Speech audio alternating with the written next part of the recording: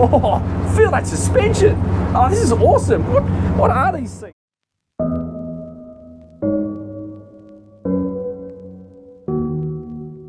Refined boating.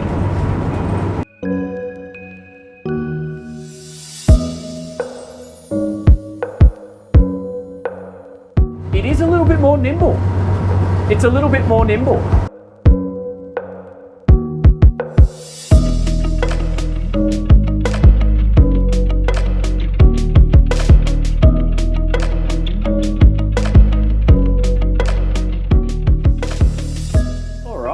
G'day guys, or Kia ora, should I say. That's my best attempt at a g'day in Kiwi.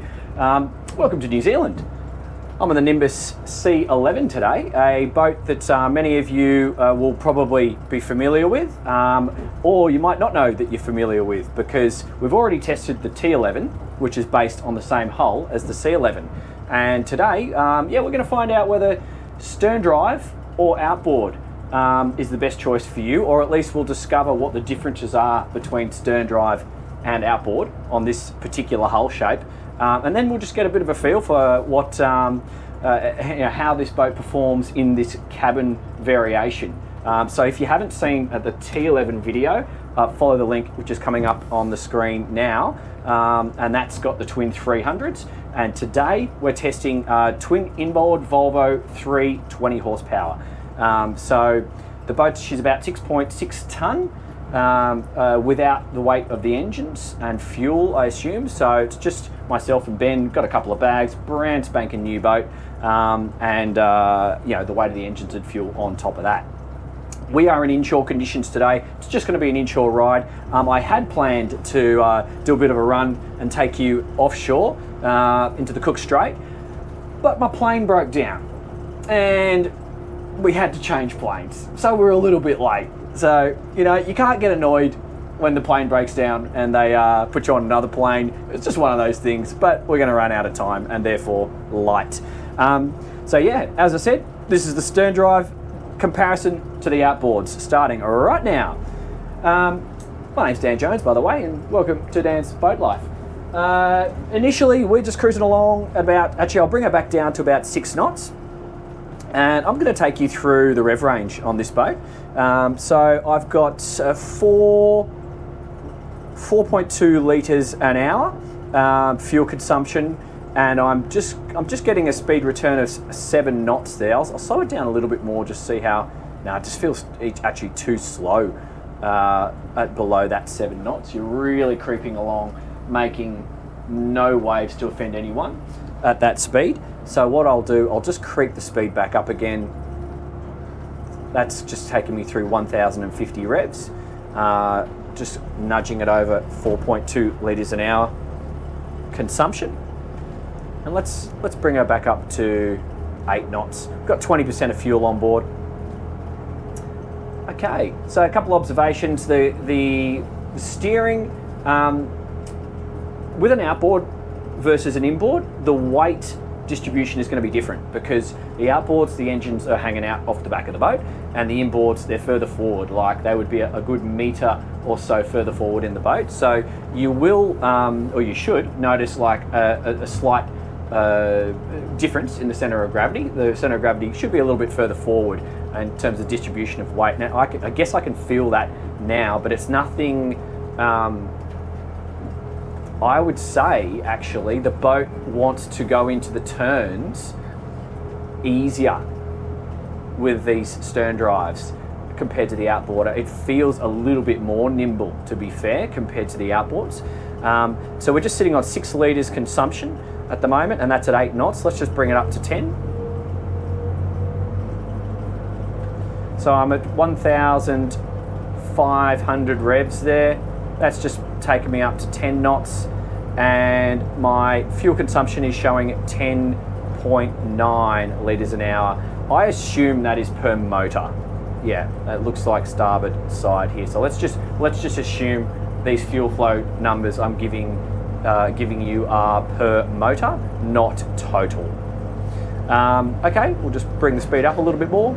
Take her up to say 12 knots, 1,600, 1,700 revs and climbing. So you may be catching on.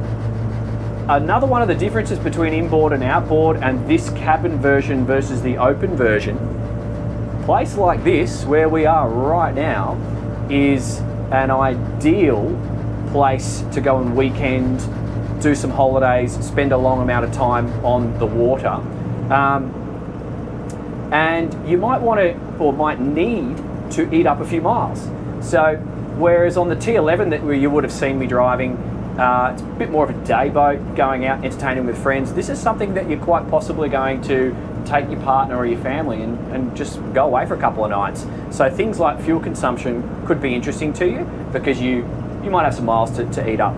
So just at 12 knots, 17 litres an hour, I'm just going to feel like the boat just wants to go faster, really. This is just proving to me that we can do these speeds. We'll roll it up to 16. Feels like she's on the plane there. And that's giving me 25 litres an hour consumption. And I can feel that the bow sort of settling down into a bit of a comfortable momentum just there. It's 17 knots. So if you had some miles to cover, that could be one speed setting. I'm just going to give the leg a bit of a trim. It doesn't really do much at this speed, so let's just give it a little bit more. These are very slow speeds for the amount of horsepower we've got. I'm just doing this for the exercise. Okay, 19 knots, 27 litres. She just feels like she wants to go, so I'm just going to speed the boat up a bit more. She definitely feels quite torquey, and she's got a lot of power, there's a lot of acceleration happening with these inboard motors. So I'm at 28 litres consumption and 23 knots speed return. Yeah, she's got a lot of get up and go. I imagine the propellers are going to be a bit bigger on the Sterndrives compared to the outboards, and the inherent torquiness of these diesel motors, she just wants to push the boat and you can feel it at the helm. So 22 knots, she still feels like she wants to go quicker, so let's give it a bit more. So I've got the Humphrey deflectors today, and I've got them set, okay, active. So they're set now on auto, and at 32 litres consumption, I'm now getting 25 knots speed return. This is really easy. I'm at the standing position. I'll try sitting down in a second, but this just feels quite natural. That these windscreens in this vertical manner that they are just give me an epic amount of visibility, like absolutely epic. I didn't close that door. There we go. And right now, with all these amazing mountains around me, the view is outstanding. So I'm just going to hook it around this island here. I'm coming in at 26 knots. I'm going to just give the boat a little bit more speed, get some birds, get out of the way. There we go. They're going to avoid us. So 26 rolling through to 27 knots. Now that right there feels like the boat's happy place, guys. So with these inboards, that's where I would be cruising most of the time, to be fair, if I was on this boat. 34 and a half litres consumption, 27 knots speed. The attitude of the bow is quite level and predictable. This is comfortable. If I sit on this seat, oh, suspension's good. Wow, this is cool. So, geez. So I've got a little footrest here. I would have to lean forward to hold the wheel like this, but it's so comfortable. I could just, with the power assisted steering the way it is, and with my armrests just here, and this boat's solid as in terms of the hull shape through the waves, but if there was any wash, it's going to be knocked down with this suspension seat, so it's going to be nice and comfortable on my bum. This is luxury stuff. This is convenient stuff, and this would be a boat that you're going to think nothing about jumping on with very minimal preparation and taking out for the weekend. I wouldn't bother with putting all these covers on the windows, for example, because they're vertical. The heat load's going to be not so bad. You could just throw a towel over the dash and just keep life simple for yourself. a couple of towels over the seats or seat covers if you choose. Oh, feel that suspension. Oh, this is awesome. What are these seats? I'm going to do a walkthrough. We'll discover more about these seats in the walkthrough. So subscribe and check in later. That'll be a separate video to this, guys. This is cool. I really like these. So I'm going to go back to the standing position. This wheel, I notice, is adjustable. The helm, like all Nimbus helms, it's just incredibly well done, but I've got joystick steering, digital throttles, the Volvo system, and you can rest your palm just here, and this is a boat you can really have excellent command of from a sitting or standing position. But if you were parking, if you were cruising, or if you're entertaining, your visibility is going to be epic. So let's just speed it up now, and I'm just going to take the boat through some moderate turns. Yeah. I'm doing that at 28 knots. That's got me a 37 litre consumption just there. The Humphreys are doing all the trim in auto, and this is just absolutely exquisite. Like, this is refined boating. Wonderful. Okay, I think it's time for a high-speed run.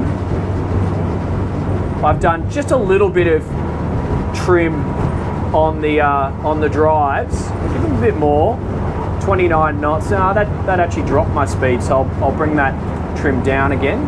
Now I'm going to go wide open throttle. So I'm just pushing through 3,000 revs there for the first time. 3,200. I don't feel like this is going to be one of those boats that you drive around trying to race everyone. I've just hit 37 knots and climbing, 62 litres, sitting there at 62. That's 3,500 revs. Now I'm just 39 knots. Wow, she's quick for an inboard. 39 knots, 3,600 revs, 62.7 litres consumption, and I've got a wide open throttle speed of 39 knots. 39 knots. Now let's just hook it into a couple more turns. Oh yeah, she still leans over reasonably well. So a couple other observations here. I'm doing these turns at 32 and 34 knots. No loss of visibility. No loss of visibility. If I want air, I can open these sunroofs just here. I can crack the door. There is a little halfway position of the door to open it through. So it's uber practical, absolutely uber practical. I know what this hull is like offshore because I've driven the T11, but I got to say, these inboards, the diesels, you know, the advantages you have, it's definitely the fuel consumption, therefore the range. It's the open transom that obviously you always get with an inboard, and it is a little bit more nimble. It's a little bit more nimble. So very, very interesting. So I think that's my wrap up, guys. Who goes for inboard and who goes for outboard? The guy who wants a little bit more range, the guy who's maybe going to spend more time on the boat, or girl, and use it as a bit of a weekender, might see more value in getting these inboards.